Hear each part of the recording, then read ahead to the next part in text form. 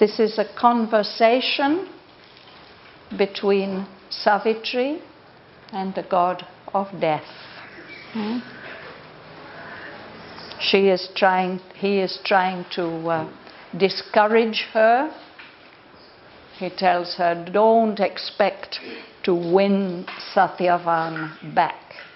Everything in the universe is against it.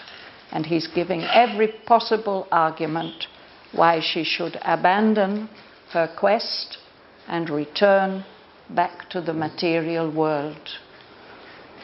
But Savitri is gradually revealing to him and to us her knowledge, the knowledge that she's gained through her sadhana. So in what we read last week, she says, I've reached the very edge of eternity, but standing on eternity's luminous brink, I have discovered that the world was He, the Supreme, the Divine, that all this world is also God. I have met spirit with spirit, self with self, but I have loved too the body of my God. This material world is also the body of God, and I have pursued Him in His earthly form. And then she says, a lonely freedom cannot satisfy a heart that has grown one with every heart. I am a deputy of the aspiring world. My spirit's liberty I ask for all. I'm not asking for anything for myself alone. Any realization, any achievement for myself alone, that is not enough. Liberation for myself, that is not satisfying, because through my experiences, my heart, my individual heart, has become one with every heart. I share the longings of all mortal creatures.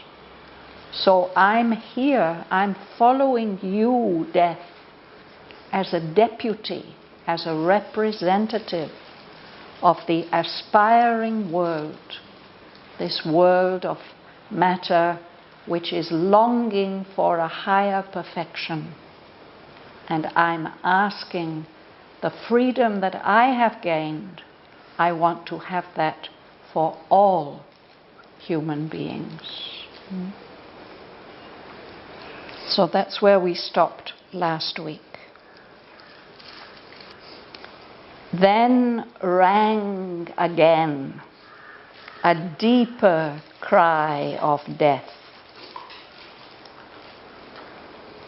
as if beneath its weight of sterile law, oppressed by its own obstinate, meaningless will, disdainful, weary, and compassionate, it kept no more its old intolerant sound, but seemed like life's in her unnumbered paths, toiling forever and achieving naught, because of birth and change.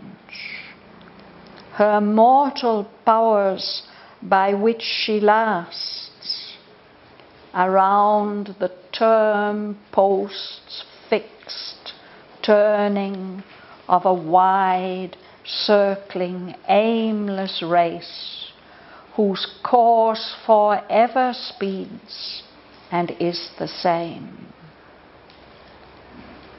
In its long play with fate and chance and time, assured of the game's vanity, lost or won, crushed by its load of ignorance and doubt, which knowledge seems to increase and growth to enlarge, the earth mind sinks, and it despairs and looks old, weary, and discouraged on its work.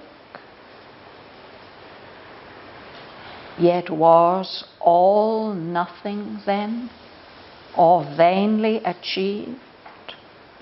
Some great thing has been done, some light, some power delivered from the huge inconscience grasp. It has emerged from night.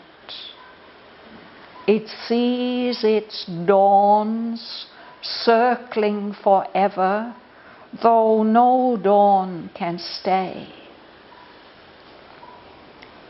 This change was in the Godhead's far-flung voice. His form of dread was altered and admitted our transient effort at eternity, yet flung vast doubts of what might else have been on grandiose hints of an impossible day. I would stop there.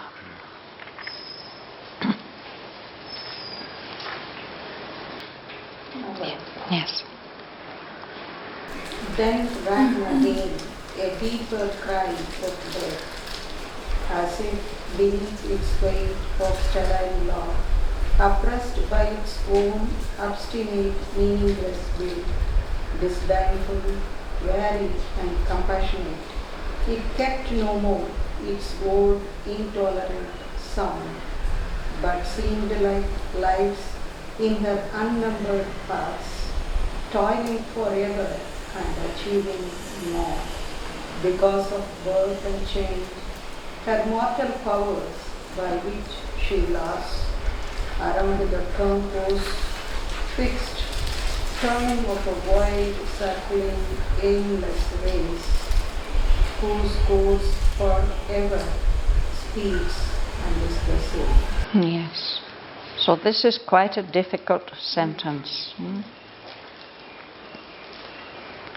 I mentioned last time, we noticed last time, that there seems to be some change coming about in this figure of death because of the light, the illumination of truth that Savitri is casting as she replies to his arguments.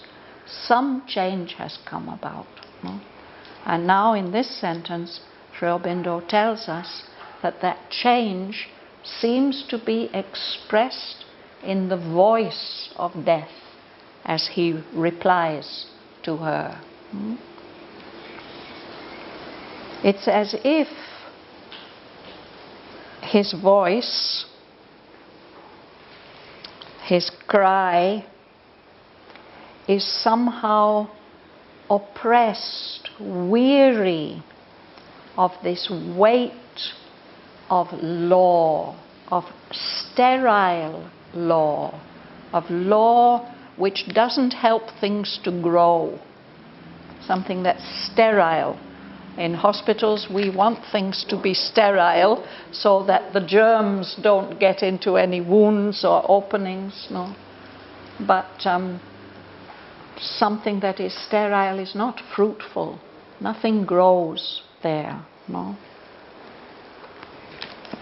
We know too that traditionally the figure of the god of death, Yama, he's also the god of law. And he's been repeating to Savitri that there are laws which don't allow your mission to be fulfilled, which don't allow the return of Shraddhavan to earth. But this law seems to be a sterile law. So it's as if this voice of death is oppressed, weighed down in some way by its own obstinate, meaningless will. Its own will. He's opposing his will to keep things the way they are against Savitri's will for things to change. And he is obstinate in his will. Obstinate means that you won't change your mind. Proverbially, we think of donkeys as being obstinate. They won't do what you want them to do. They have a will of their own. They won't go where you want them to go. People sometimes are obstinate. They will not change. And this will of death seems to be in some way meaningless. Why is he insisting like that? Why is he being so obstinate? The voice expresses something of that. It sounds still disdainful. We had this word before. Disdain is what you feel for somebody who's very inferior. So he's been speaking to Savitri like that from the beginning, that he is a very high and powerful being, and she is just a poor, weak woman, and what can she expect from him? His voice is still disdainful, but it's also getting weary, tired, and it's expressing more of compassion, of sympathy.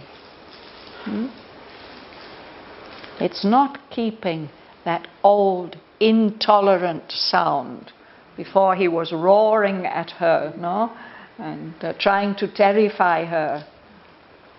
Now there's some softening in the sound of his voice.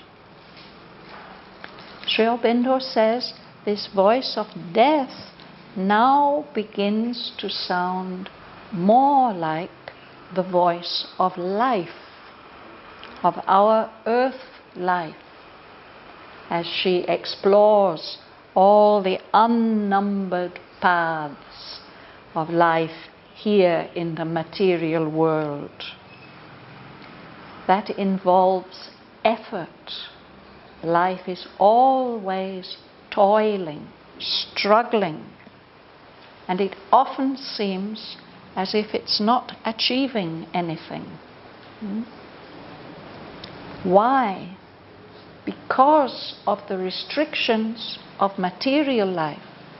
It has to be born, and then it will change, and then it will die, and then it will be born again. So life on earth is the means by which life goes on. Something dies, other things live.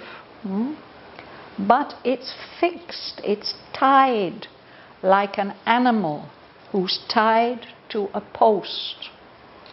Sometimes 2 posts. We have 2 posts and a rope in between, and we put the cow's rope or the goat's rope around the string. So it can go a certain distance, it can move around to feed itself, but it can't go any further.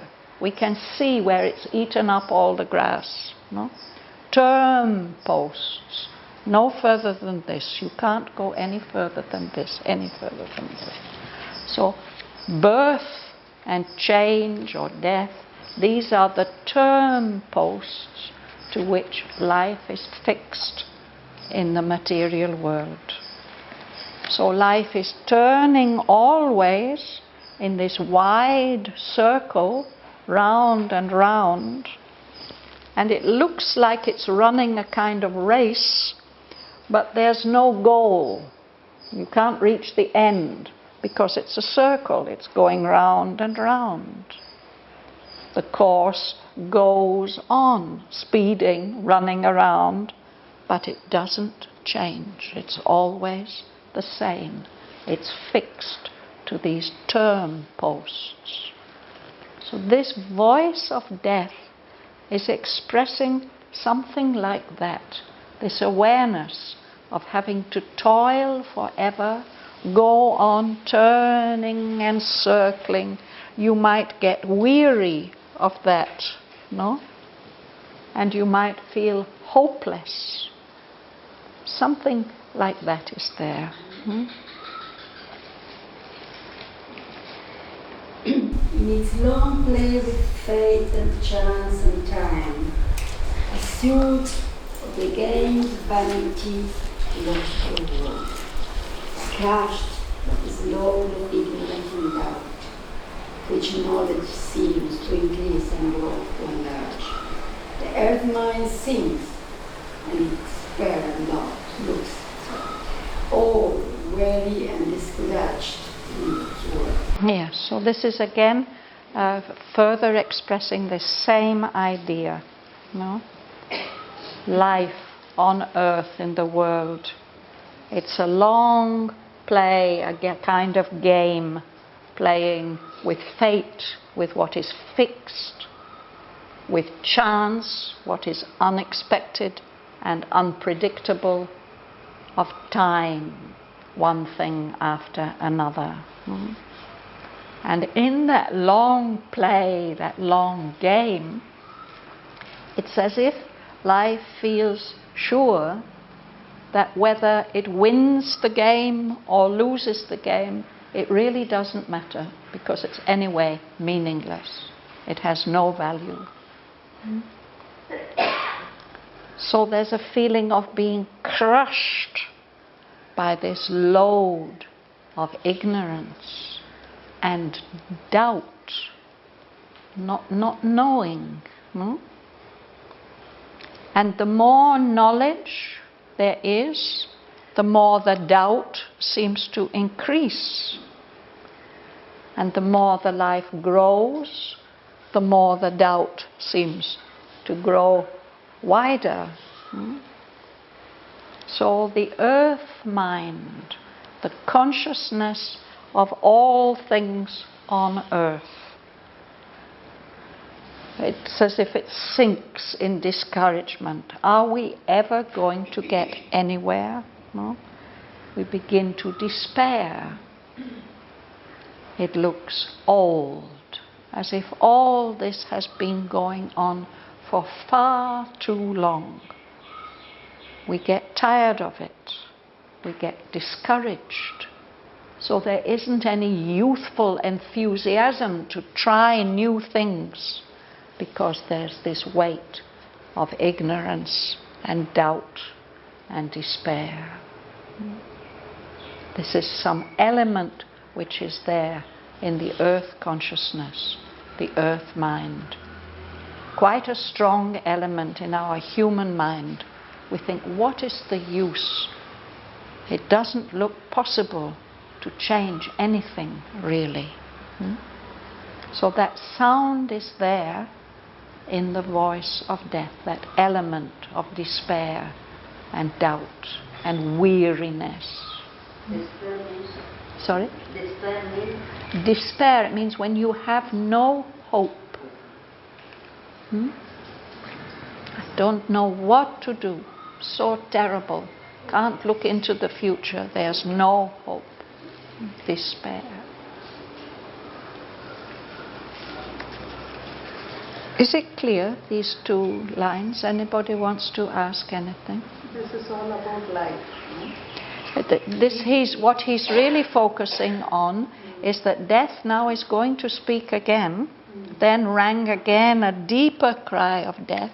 It's deeper because it's got all this element of compassion, of weariness, of doubt and despair.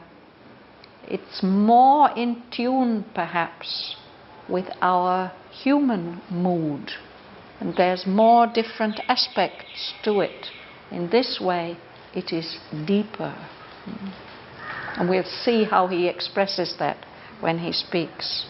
But before he begins to speak, there's another element, another nuance, another a different aspect of sound in the voice.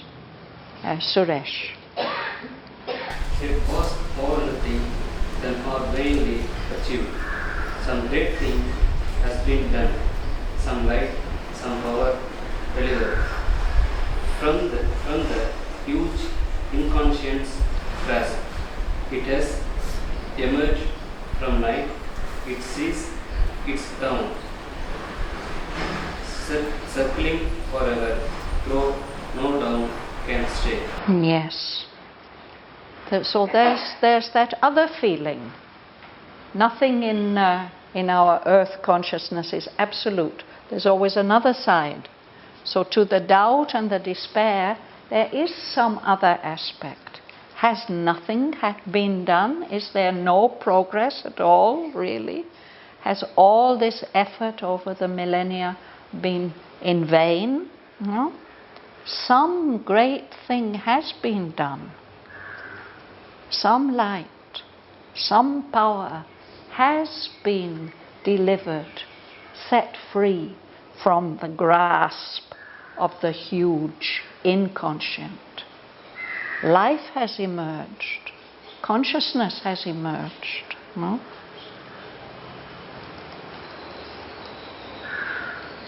If life is speaking, that awareness will be in its voice. No?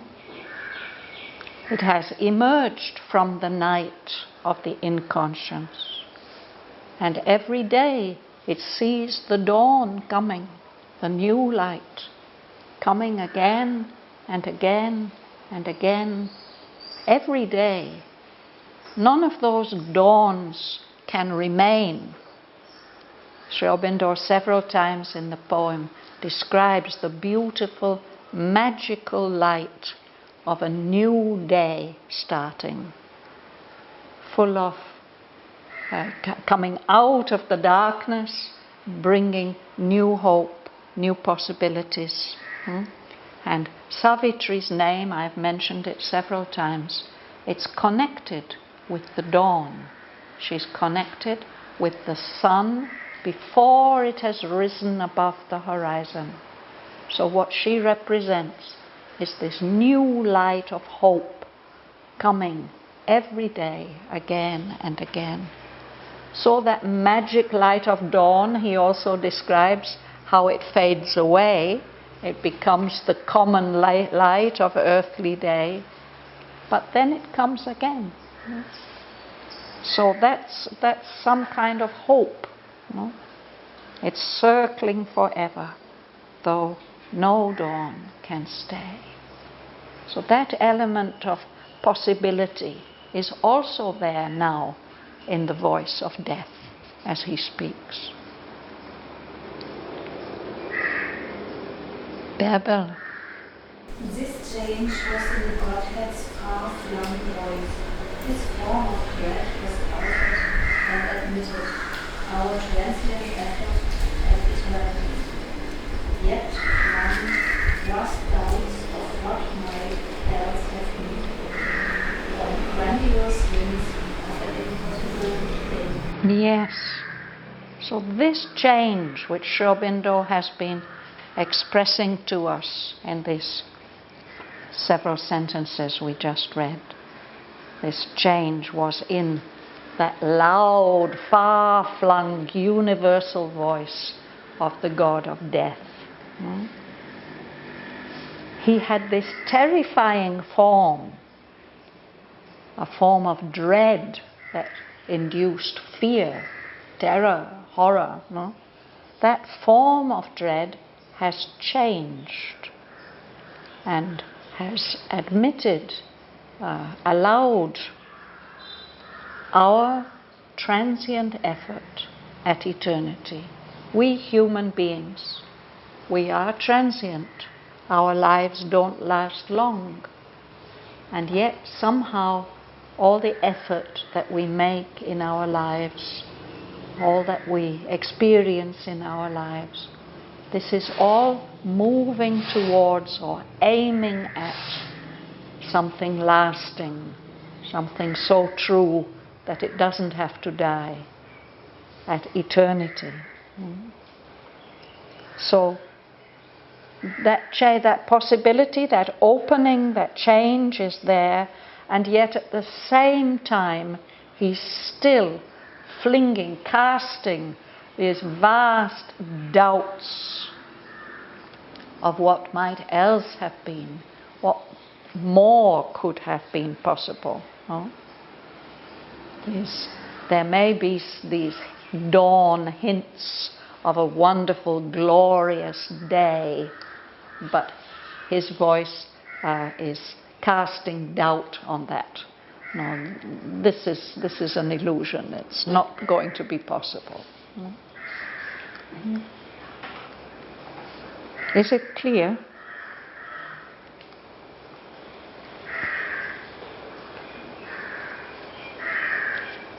Okay, now we can listen to what he says. Gaurav, you would read. What are these things? Sorry? I didn't get it. What are the grandiose things? The grandiose hints. When there's a dawn, the dawn brings this grandiose hints. The dawn light is so beautiful. It's like something from eternity coming, lighting up everything. It's described at the beginning of the book. But then it goes away, no? So he says, look, or he's implying, or the sound of his voice is implying, all right, something has been achieved. But you see, it goes away. There couldn't have been anything more. Higher things are not going to be possible. Something like that. So this impossible day is the eternity day. It's immortal. Yes, day is the time of full light, when there's no darkness. So he's hinting that that's not possible. Here we are, we're stuck in this twilight, this dream twilight of the earthly real.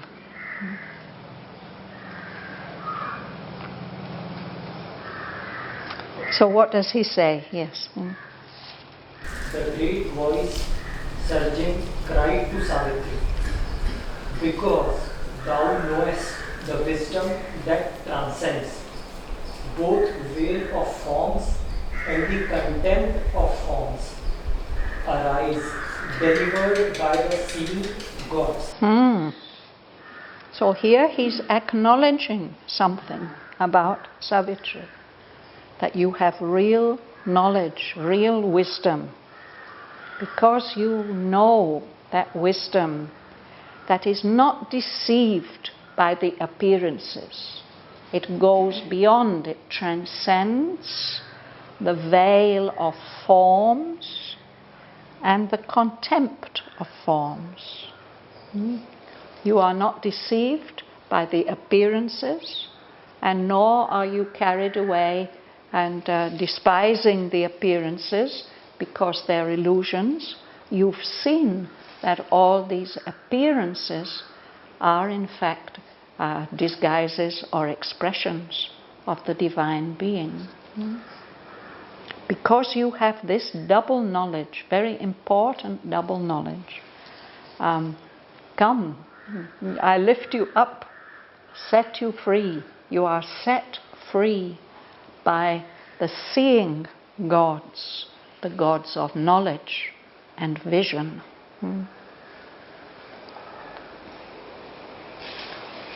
But now he's going to cast doubt again. Yes. No, behind you. Yes, please read. They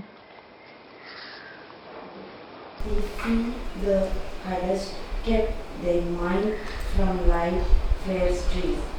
The might have been like them, innocent calm. Let's look at these two lines, or the next line, one more line. Violent and passionate heart forbids. Yes, So he tells her, if you'd been able to keep your mind free from the stress, the pressure, the impulse of life, which is so violent, passionate, you might have been like those seeing gods.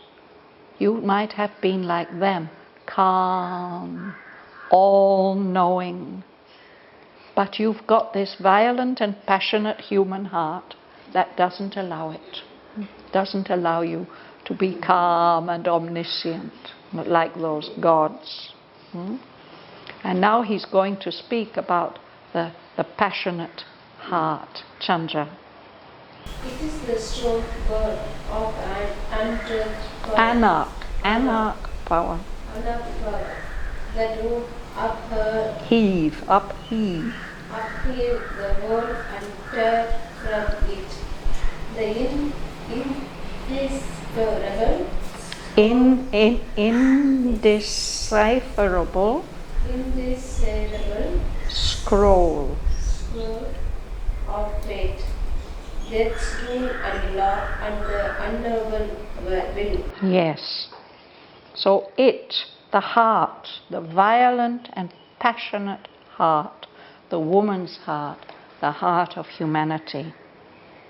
He says it's like a storm bird.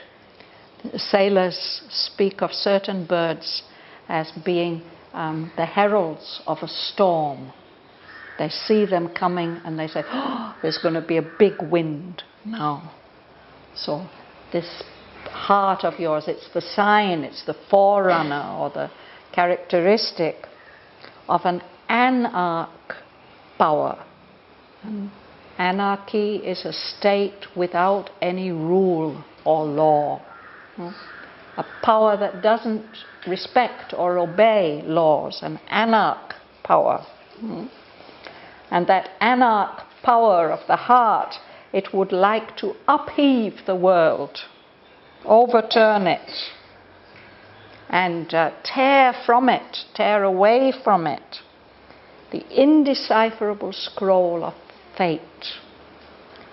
Fate is the word that we use for what seems to be fixed and unchangeable, something that's been decided. So this scroll, it's as if there's you know what is a scroll? It's before we had books. Writing used to be done on long strips of paper or parchment, written like this, and you would, in columns, no? So you would, on wooden rollers. So you would hold it in two hands here, and you'd unroll and read, and you'd roll up with the other hand, and like this. So it also suggests something that goes on for a long time, and you're seeing only a bit of it. It's getting unrolled. The scroll of fate reveals itself. So the heart would like to tear away that scroll in which everything is written down and predicted. Written down or carried in that scroll is also the rule of death and the rule of law and the unknowable will of the eternal. The heart would like to get hold of all that and tear it all up and have another kind of world. There's something revolutionary about the violent and passionate heart.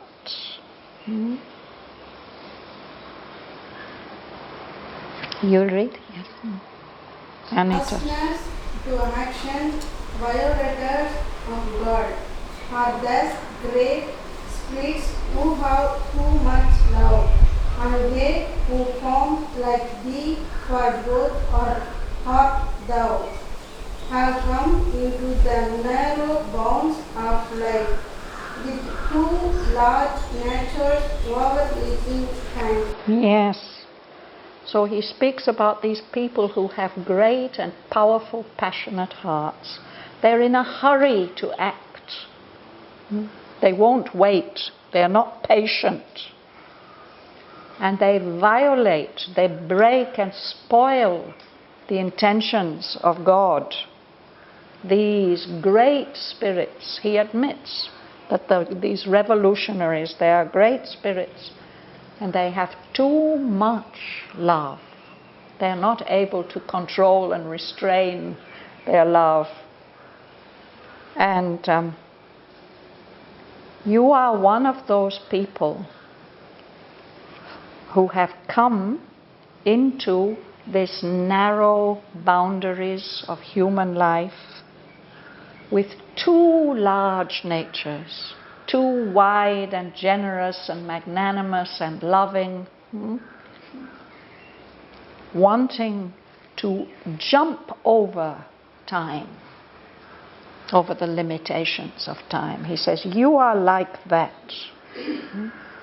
And that's exactly right. That's what she's come to do.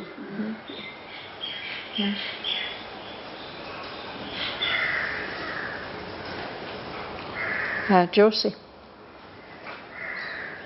Worshippers of force who know not her recoil, their giant wills compel the troubled years. Yes, these people with too large natures, they are worshippers of Shakti, of force, of power. But they are not aware that this power can make a big move forward, but it can also come back, recoil. If you shoot with a gun, the bullet will go out and the gun will come back and hit you. This is recoil. So some progress may be made, but there will be some consequences also. So they ignore that part, the consequences, the recoil. But they have this enormous willpower, and they do compel, they do have an effect on time, on the troubled years. He contrasts these violent spirits, these hasteners to action, with other beings. Ganga Lakshmi.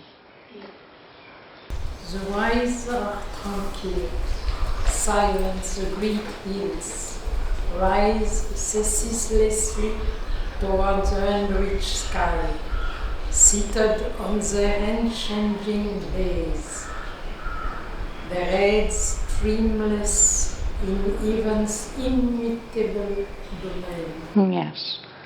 So he says, these calm, omniscient gods, the wise, are tranquil. They don't have these passionate, impatient hearts. No? They are like great mountains, silent, great hills that are always rising ceaselessly, stretching upwards towards that sky of higher consciousness, which they don't reach. But they are seated there, unchanging, on their unchanging base. And their heads are stretching up, he says, without dreaming. They don't have dreams. In heaven's immutable domain. Things don't change up there. It's all very calm and still and fixed and changeless. These are not wise men. Wise means they are not human beings. These are human beings, are like that. Yes, the truly wise, the sages, the great rishis, they are like that. That's what he says. Yes? Sarojini.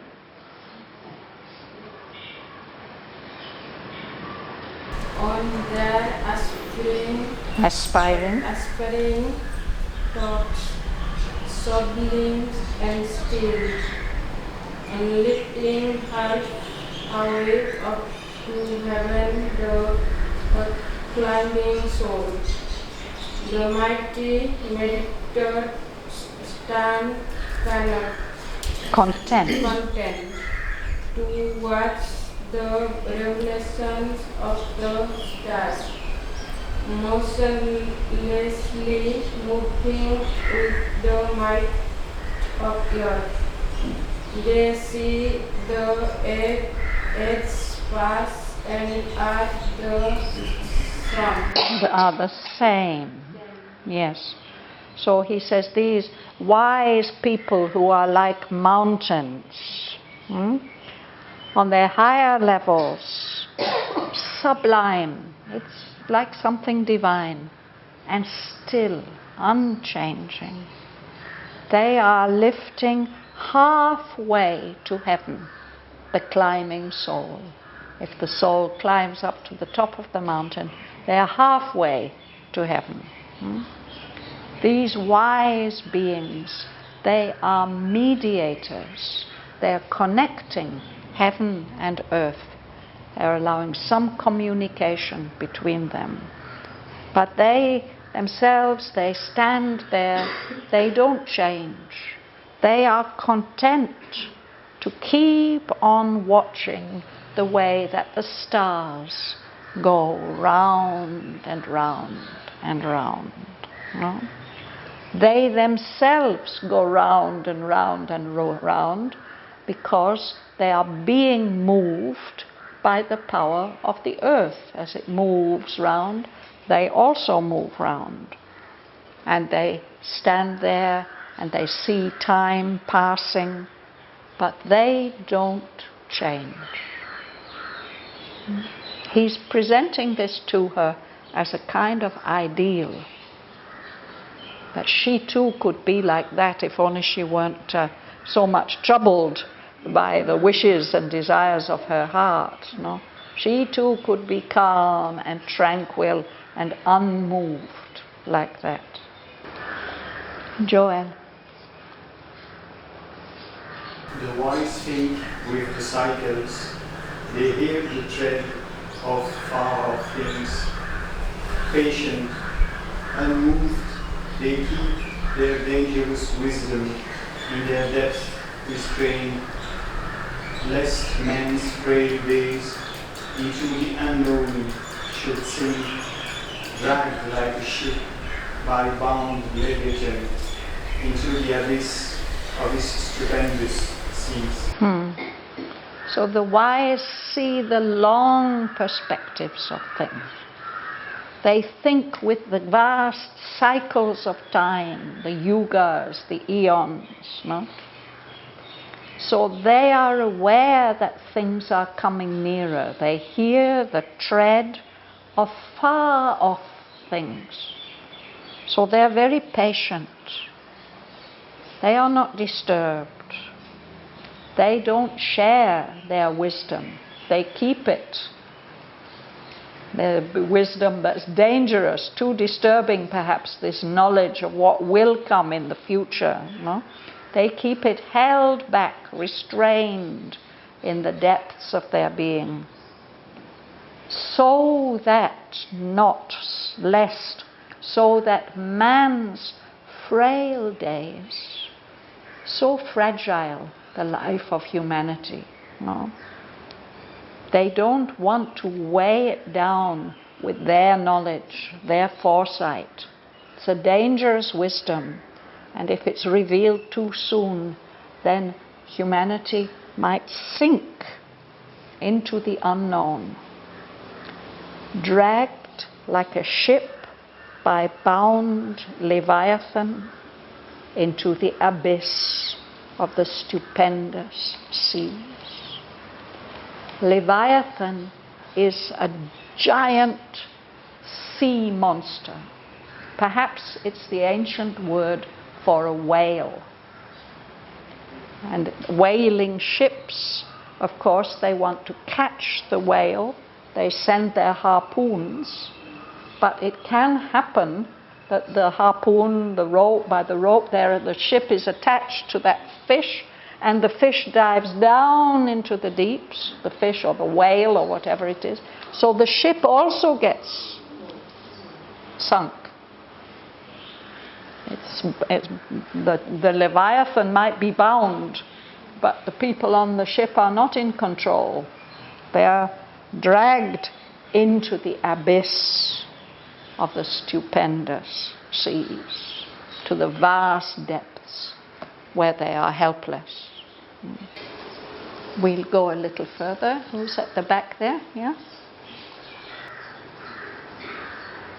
Lo, how all shakes when the gods treat too near. All moves is in curve until torn up heaven. Upheaved. The hurrying herons would stumble on too fast. Strength from heaven surprised the imperfect earth, and Wheeler's knowledge smote these unfit souls. Look how everything shakes like an earthquake. If the gods, these powerful higher beings, if they come too near to the earth, everything shakes, everything moves, everything is in peril, in danger, it's in anguish, in terrible suffering. Things get torn, things get upheaved. The hurrying eons, the vast spaces of time would get as if speeded up. No?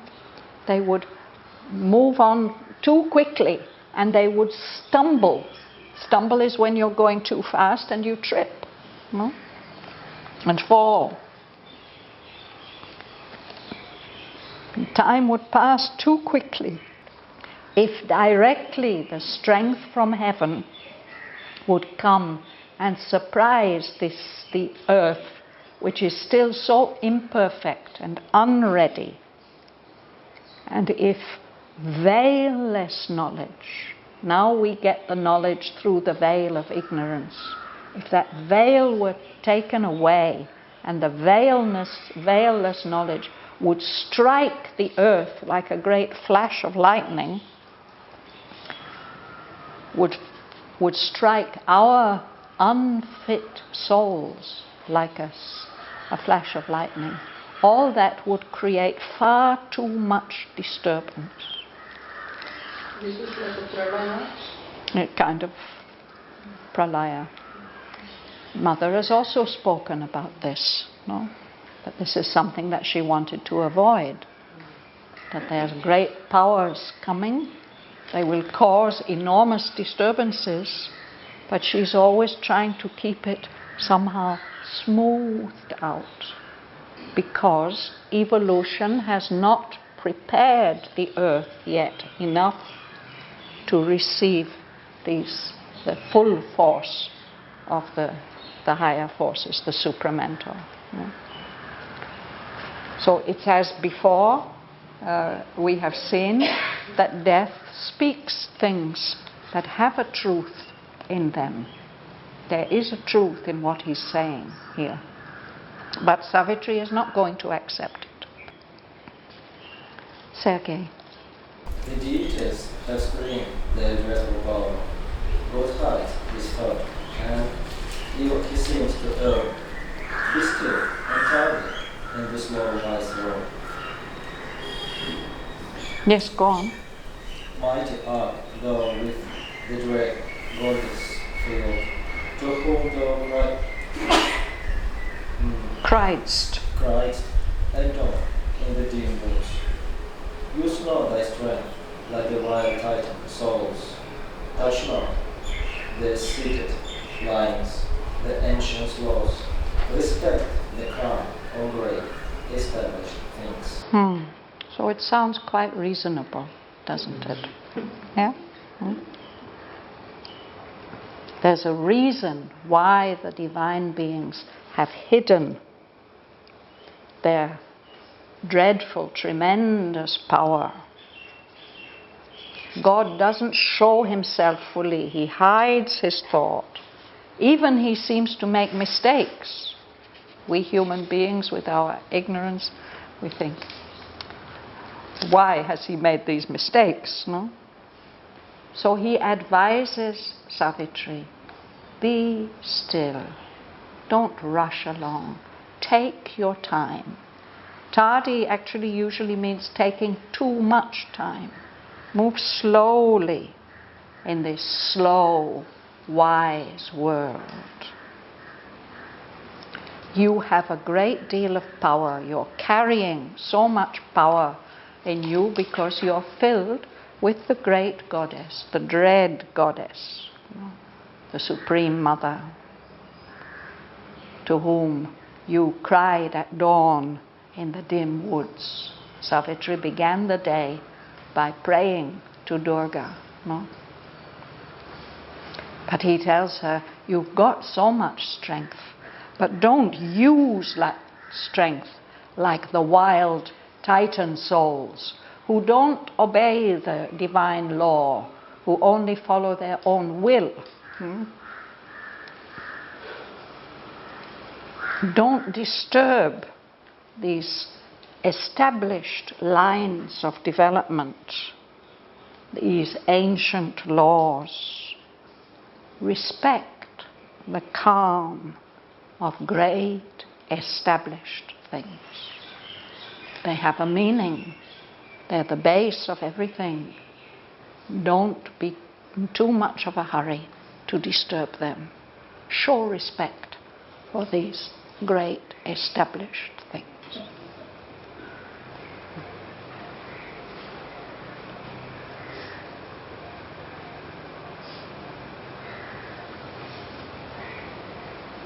We'll stop there for today. Yes? Life behind the seventh law, what does it mean? The veil and veilless. Law. L-O. L-O. Lo. It means see, behold. See, look, behold.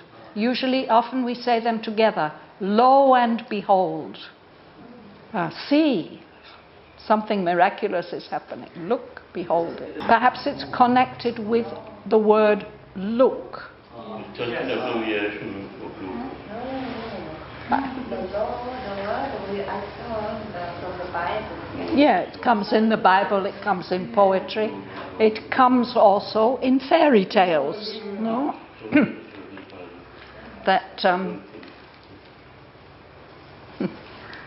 something is revealed. So see it, lo, it's a command, it's an imperative.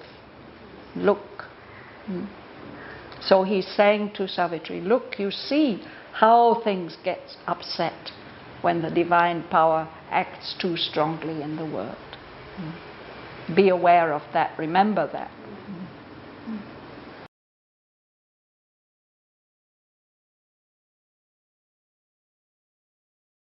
Then rang again a deeper cry of death, as if beneath its weight of sterile law, oppressed by its own obstinate, meaningless will, disdainful, weary, and compassionate, it kept no more its old intolerant sound, but seemed like life's in her unnumbered paths, toiling forever and achieving naught, because of birth and change, her mortal powers by which she lasts, around the term posts fixed, turning of a wide, circling, aimless race, whose course forever speeds and is the same. In its long play with fate and chance and time, assured of the game's vanity, lost or won, crushed by its load of ignorance and doubt, which knowledge seems to increase and growth to enlarge. The earth mind sinks, and it despairs and looks looks old, weary, and discouraged on its work. Yet was all nothing then, or vainly achieved? Some great thing has been done, some light, some power delivered from the huge inconscient's grasp. It has emerged from night, it sees its dawns circling forever, though no dawn can stay. This change was in the Godhead's far-flung voice. His form of dread was altered and admitted our transient effort at eternity, yet flung vast doubts of what might else have been on grandiose hints of an impossible day. The great voice surging cried to Savitri, "Because thou know'st the wisdom that transcends both veil of forms and the contempt of forms, arise, delivered by the seeing gods. If free thou hadst kept thy mind from life's fierce stress, thou mightst have been like them, omniscient, calm. But the violent and passionate heart forbids. It is the storm bird of an anarch power that would upheave the world and tear from it the indecipherable scroll of fate, death's rule and law and the unknowable will. Hasteners to action, violators of God, are these great spirits who have too much love, and they who, formed like thee, for both art thou, have come into the narrow bounds of life with too large natures, overleaping time. Worshippers of force, who know not her recoil, their giant wills compel the troubled years. The wise are tranquil. Silent the great hills rise ceaselessly towards their unreached sky. Seated on their unchanging base, their heads dreamless in heaven's immutable domain. On their aspiring tops, sublime and still, lifting halfway to heaven the climbing soul, the mighty mediators stand content to watch the revolutions of the stars. Motionlessly moving with the might of earth, they see the ages pass and are the same. The wise think with the cycles. They hear the tread of far-off things. Patient, unmoved they keep their dangerous wisdom in their depths restrained, lest man's frail days into the unknown should sink, dragged like a ship by bound Leviathan into the abyss of his stupendous seas.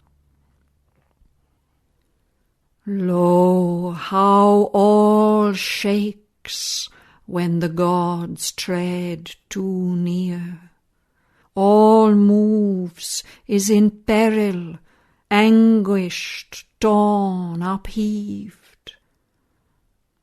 The hurrying eons would stumble on too swift, if strength from heaven surprised the imperfect earth, and veilless knowledge smote these unfit souls. The deities have screened their dreadful power. God hides his thought, and even he seems to err. Be still and tardy in the slow, wise world. Mighty art thou with the dread goddess filled, to whom thou criedst at dawn in the dim woods. Use not thy strength like the wild Titan souls. Touch not the seated lines, the ancient laws. Respect the calm of great established things.